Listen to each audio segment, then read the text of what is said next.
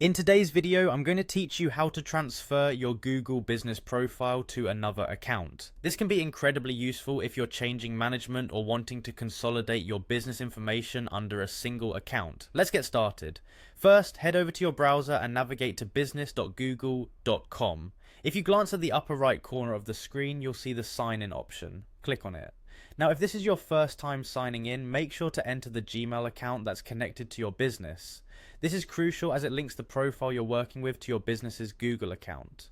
If you've been here before, you'll bypass the sign in and go straight to your Google business dashboard. However, if you don't land on your dashboard and can't recall the address, there's a quick workaround. Simply open Google and type the name of your business, followed by My Business. This search query should bring up your business profile as a direct result. Once you see your business name, click on View Profile. This action will lead you right back to your Google business dashboard. Now that you're on your dashboard, look to the upper corner of the business profile. You'll notice a three-dot menu icon. Click on it, which will reveal a drop-down menu.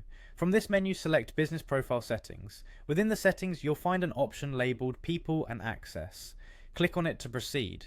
What we want to do next is to add the new owner to your Google business profile. Look for the option labeled Users and click on it. A pop-up will appear where you can enter the new owner's email address. After typing it in, you'll need to assign a role to this new user. Select Primary Owner from the Role options. This is a critical step as it ensures the new account gains control over the profile. Once you're all set, don't forget to click Save to apply the changes. The new owner should now have access to your business profile with primary control.